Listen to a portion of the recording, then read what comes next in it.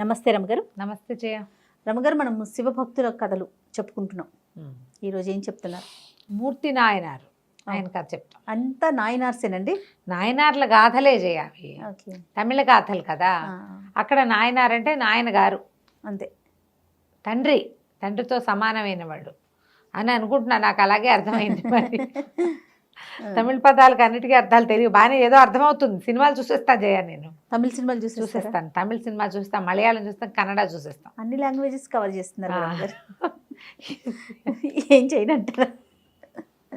హిందీ ఎలాగో చూస్తాం, థియేటర్కి వెళ్ళి చూడలేము, ఖాళీగా ఉంటాము, ఏదైనా ఒకటి చూడాలి. మలయాళం సినిమాలు కొన్ని మంచి మంచి సినిమాలు, చాలా మంచి యాక్టర్లు, చాలా గొప్ప గొప్ప వాళ్ళు ఉన్నారు, డైరెక్టర్లు చాలా గొప్ప వాళ్ళు ఉన్నారు. మొత్తానికి ఒక భాష సినిమాలతో పాటుగా మిగతావన్నీ కవర్ చేసి అవి కూడా కవర్ చేస్తే, ఇప్పుడు నేను రేపు పొద్దున్న త్రివేంద్రం వెళ్దాం అనుకుంటున్నాను ట్రిప్. అక్కడ తమిళ్ మాట్లాడేస్తారా ఏమిటి? కనీసం ఆ షాప్వాడు ఏదో చెప్తే అర్థమవుతుంది, అర్చకుడు ఏదైనా చెప్తే కథ అర్థమవుతుంది, నాకు తెలియాలిగా. ఓ బాగుంది రమగారు. 30 రోజుల్లో నేర్చుకోవటం.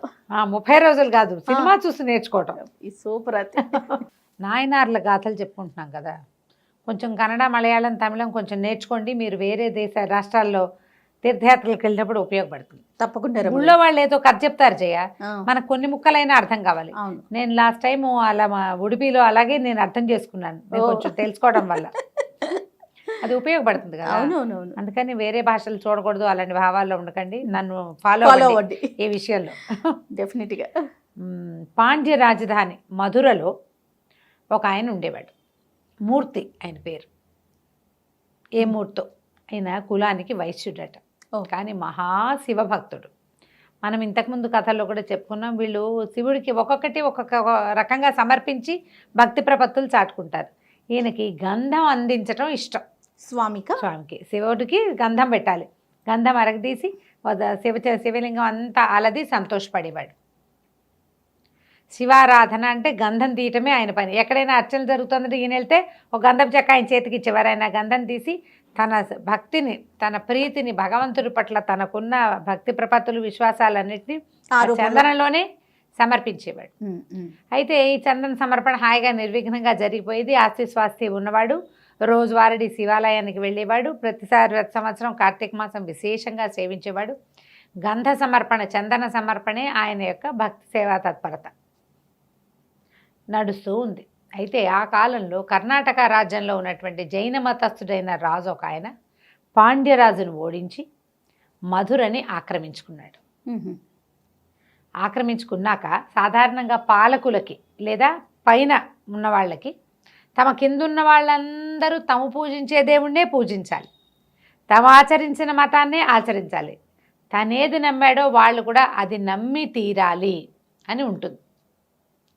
అందుకని మనకి భారతదేశంలో ఏదైనా ఒక కొత్త మతం పుట్టి అందులో వాడెవడైనా రాజు అయ్యాడంటే దేశంలో ప్రజలు సగం మంది కనీసం బలవంతంగా ఆ మతంలోకి చేరిపోయేవాళ్ళు. అలాగా బౌద్ధ మతానికి చెందిన రాజులు, జైన మతానికి చెందిన రాజులు, శాక్తేయులు, కొంతమంది వీర వైష్ణవులు, వీర శైవులు. వైష్ణవంలో ఉన్న వాళ్ళు రాజులైనగా మాటగా మనకు కనపడదు, శైవంలో వీరశైవులు రాజులైన వాళ్ళు కనపడ్డారు. ఆ కనపడిన వాళ్ళు ఏం చేశారు, ఎక్కడెక్కడ విష్ణు ఆలయాలుంటే వాటిని ధ్వంసం చేసి విష్ణు విగ్రహాలనే పారేసి, విష్ణువు అసలు దేవుడే కాదని అలాంటి ఓవరాక్షన్లు కూడా అలా జరిగేవి. అవునవును. ఏంటంటే అధికారంలోకి వచ్చేసరికల్లా వాళ్ళకి అదొక రకమైన ఉద్రేకం వస్తుంది. వాళ్ళు ఏదైతే విశ్వసిస్తారో దాన్నే అందరూ కూడా నమ్మాలి అని చెప్పి పాటించాలని. రాజు భక్తులైతే ప్రజలంతా భక్తులుగానే ఉండాలి, రాజు ఏ మతావలంబి అయితే ఆ మతంలోకి ఉండాలి. అది ఒక లోకసహజంగా ఉండేది. ఒక్కొక్కళ్ళు తీవ్రంగా పరిగణించేవాళ్ళు. ఈ జైన మతస్థుడిగా కర్ణాటక నుంచి ఇక్కడ మధురకి వచ్చినటువంటి రాజు ప్రజల్ని జైనులుగా మార్చడానికి శాయశక్తులా ప్రయత్నించాడు. కొంతమంది రాజు భయంతో, దండన భయంతో, ఆ పన్నుల భయంతో బతకలేక, పైగా మన ఊరు వదిలిపెట్టి ఇంకెక్కడికి వెళ్తాం, దేశాన్ని వదిలిపెట్టి వెళ్ళటం అనేది అసలు అప్పుడు లేనే లేదు. ఉన్న ఊరు కన్నతల్లి, ఊళ్ళు కూడా మారేవాళ్ళు కాదు. ఏ ఊరు వాళ్ళు అక్కడే ఉండేవాళ్ళు, అక్కడే ఉండాలి, తరాల తరబడి అక్కడే ఉండేవాళ్ళు. ఎక్కడికైనా మారటం అంటే మహావృక్షాన్ని తీసుకెళ్ళి ఇంకో చోట పాతి పెట్టడం లాగా అంత బృహత్తర కార్యక్రమంగా ఉండేది. చాలామంది ఒప్పుకున్నారు. అయితే ఈ రాజ్యంలో పేరెన్నికగన్న భక్తుల్ని ఆయన చూస్ చేశాడు కొంతమందిని. వీళ్ళని మారిస్తే మిగిలిన వాళ్ళు మారతారని. ఆ పేరెన్నిక గన్న భక్తాగ్రగణ్యుల్లో మన చందన చర్చ చేసేటువంటి మూర్తి నాయనారు కూడా ఉన్నాడు. ఓహో. ఈయన్ని శత విధాలా దండించాడు, ఆస్తంతా లాక్కున్నాడు రాజు. ఏం చేసినా మూర్తి నాయనారు ఆయనకు లొంగలేదు. అయితే ఈయన నిత్యం ఏం చేస్తాడు, భగవంతుడికి చందన చర్చ. ఈయనకి చందనం దొరకకుండా చేసేసాడు రాజు. దారుణం కదండి. దారుణం. ఎన్ని కథలు కనపడతాయో ఇట్లా. ఆ. ఇక చందనం లేదు, ఎవ్వరూ చిటిగడి చందనం కూడా ఈయనకు అమ్మకూడదు. గంధపు చెక్కలు అవి చందనం పుట్టించలేరు, తయారు చేయలేరు కదా, అవునవును. కొనుక్కోవాలి. గంధపు చెక్కలు తెప్పించుకునేవాళ్ళు, చెక్కలు రానివ్వరు, చందనం రానివ్వరు. ఏం చేస్తాడు, ఇంట్లో ఉన్నదే జాగ్రత్తగా వాడగా అయిపోయింది. ఏదో ఒకనాడు చివరికి రాదా వస్తువు, అలాగే కదా అవుతుంది. ఇక ఊరంతా పిచ్చెత్తినట్టు తిరిగాడు. ప్రతి వాళ్ళు చెప్పారు, అయ్యా రాజదండనకి గురైపోతాం మేము కూడా నీకు అమ్మితే. అప్పటికే 80% జైనులు అయిపోయారు. ఓహో. మిగిలిన వాళ్ళు రాజంటే భయం. తిరిగాడు చిటిగాడు, గంధం కూడా పుట్టల ఆయనకి. ఆ చందన చర్చ స్వామి లింగమూర్తికి చేస్తే కానీ అన్నం తినడు. తిరిగి సాయంకాల వేళకి ఓ శివాలయంలోకి ప్రవేశించాడు. తిక్క పుట్టిపోయింది ఆయనకి. దేవాలయంలో ఏదో చర్చలు జరుగుతున్నాయి, మొత్తానికి మూతపడలా. కొన్ని గుళ్ళు మూతపడ్డాయి, కొన్ని ఉన్నాయి. లోపలికి వెళ్ళేసరికి ఆయనకి ఆ గంధం ఏం చేయాలి, గంధం ఏం చేస్తారు, ఇట్లా చెక్క పట్టుకుని ఇట్లా అరగదీస్తారు కదా. వెళ్ళా సాన దగ్గర నుంచున్నాడు, పసిపెట్లేసి కూర్చున్నాడు, సానకేసి చూస్తున్నాడు. అసంకల్పితంగా ఆయన 2 చేతులు ఆ సాన మీదకి వెళ్ళిపోయింది. పంచాక్షరి జపం చేస్తూ చేతుల్ని రుద్దటం మొదలుపెట్టాడు. చెక్క లేదు. ఒక ఉద్రేకానికి లోనయ్యి తన చేతుల్ని అరగదీసి నెత్తురు కారిపోయి ఎముకలు అరిగిపోయే వరకు ఒళ్ళు తెలియలే ఆయనకి. మొత్తం ఏముంది, దేనికేసైనా రాత్రి కోసుకుపోదు. సాన రోజువారీ రుద్దటానికి అలవాటు పడింది కదా, అరగ ఈ పైభాగం అంతా అరగదీసేసి ఎముకల మీదకి వెళ్ళిపోయింది. నెత్తురు మయం దేవాలయం అంతా. ఏడ్చేస్తున్నాడు ఆయన. ఇది చేయకపోతే ఇంకా నాకు శివ చర్చ లేదు, శివసేవ లేదు, ఇంకా భగవత్ సేవ లేదు.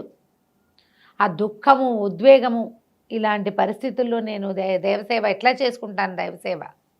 ఆ ఏడుస్తూ పంచాక్షరి జపం చేస్తూ అరిచేతులు అరగదీసేసుకున్నాడు. వేళ్ళు అన్నీ ఇట్లా అరిగిపోయినాయి. ఇట్లా పట్టుకుంటారు కదా, ఈ భాగము అంతా కూడా ఇవి ముణుకుల మీద తొందరగా కట్ అయిపోతుంది కదా, ఇక్కడ ఇవి కట్ అవుతుంది, పూను సరిగిపోతుంది. అరిపోయేసరికి అలా పడిపోయాడు. నెత్తురు మొత్తం దేవాలయం అంతా నెత్తురు, చుట్టుపక్కల వాళ్ళంతా చేరారు, గంటలు మోగిపోతున్నాయి. దేవాలయం అంతా దగదగాయమానంగా జ్యోతులు వెలిగిపోయినాయట. శివవాక్కు ఆయనకు వినపడింది. మూర్తి నాయనారు, నువ్వు కంగారు పడకు, నీ భక్తికి మెచ్చాను, నువ్వు ధైర్యంగా ఉండు, నువ్వు రాజు అవుతావు, ఈ దేశాన్ని మళ్ళీ శైవ మతంలోకి మార్చు, న్యాయంగా పాలన చెయ్యి.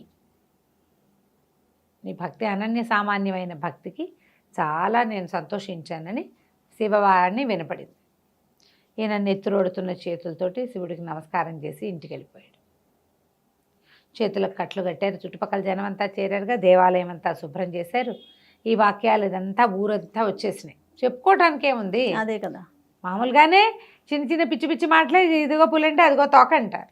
ఇట్లాంటి మహాద్భుతమైన సంగతి, గంటలు మోగటం, దీపాలు వాటంతటా వెలిగిపోవటం, బయట నుంచి చూసిన వాళ్ళకి దేవాలయంలో ఏదో వెలుగొస్తున్న భావన వచ్చింది.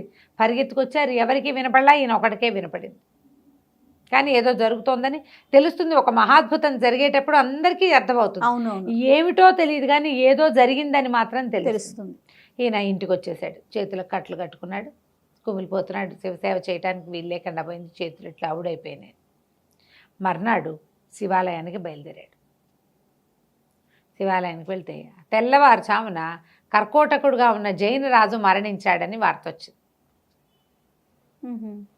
13 రోజులు రోజు శివాలయానికి వెళ్ళొచ్చాడు ఈయన.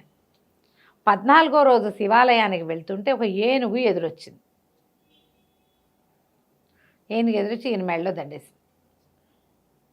రాజుగారు నిస్సంతుగా మరణించాడు, సంతానం లేదు. మరి ఇప్పుడు వాళ్ళ దేశం నుంచి ఎవరిని పిలిపిస్తారు? ఇప్పుడు రాజుగా ఒకడు కావాలి కదా. అయితే మంత్రులు ఏం తీర్మానించుకున్నారంటే రాజుగారి కార్యక్రమాలు అయిపోనిచ్చి 12 రోజులు అయిపోనిచ్చి భద్రగజానికి ఒక దండిద్దాం. ఈ గజం ఆయన కర్ణాటక నుంచి తెచ్చుకున్నాడు పాండ్యదేశానికి. ఆయన ఆ ఏనుగు ఎక్కి వచ్చాడు. ఆ భద్రగజం ఆయన పుట్టిన దగ్గర నుంచి ఆ రాజుతోటే ఉంది. అది ఎవరిని ఎన్నుకుంటే ఎవరికి దండేస్తే వారిని రాజును చేద్దాం, అదే భగవంతుడి ఆజ్ఞగా భావిద్దామని భావించారు. అద్భుతం. ఆయన జైన మతం తీసుకున్నాడు, ఆయనకి సంతానం లేదు. జైన మతం పుచ్చుకున్న వాడికి రాజ్యకాక్ష ఏంటో మనకు తెలియదు. అంటే పుచ్చుకున్నాడు రాజుగా ఉండగానే ఇంకా అలా కంటిన్యూ అయ్యాడనమాట.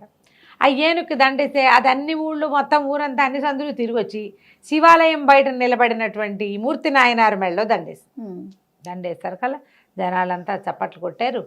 రాజుగారి తర్వాత ఈ వెనకాల వచ్చినటువంటి జనాలు పల్లకి తీసుకొచ్చారు, ఏనుగుని ఎక్కమన్నారు. ఈయన లేవదీశారు. ఈయన నిర్ఘాంతపోయాడు. ఏనుగు వచ్చి దండేస్తే, అయ్యా మా రాజు వచ్చి రాజుగా అయ్యి మా దేశాన్ని ఉద్ధరించండి, మీలాంటి మహానుభావుల కోసమే మేము చూస్తున్నాం, భద్రగజం మిమ్మల్ని సెలెక్ట్ చేసింది అని చెప్పారు. చెప్పేసరికల్లా ఆయన అన్నాడు, రాచరికం ఎందుకు, శివసేవ కంటే గొప్పదా అది కాదు కదా, ముందు మీరందరూ శైవులుగా మారితేనే ఈ రాజ్యాన్ని నేను స్వీకరిస్తానన్నాడు. అందరూ మళ్ళీ జైన మతాన్ని వదిలిపెట్టుకున్నారు, జైనాచారాలు మానేశారు. అప్పుడు ఈయన రాజుగా మారాడు. రాజు అయిన తర్వాత కూడా నిత్యము శివారాధన చేసేవాడు. స్వహస్తాలతో తీసిన గంధాన్నే అక్కడున్న దేవాలయంలో స్వామికి అలంకరించేవాడు. ఆయన ఏ తీర్థయాత్రకు వెళ్ళినా, ఏ దేవాలయంలోకి ఆయన దర్శనానికి వెళ్తాడో అక్కడ గంధం తీసి స్వామిగా అలంకరించడమే ఆయన యొక్క సేవ.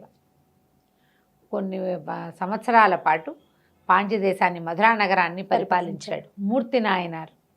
చాలా కాలం పరిపాలించిన తర్వాత ఆయన లింగైక్యం చెందాడు. ఏముంది కదా. అద్భుతం. నమస్తే రమగారు. నమస్తే జీ.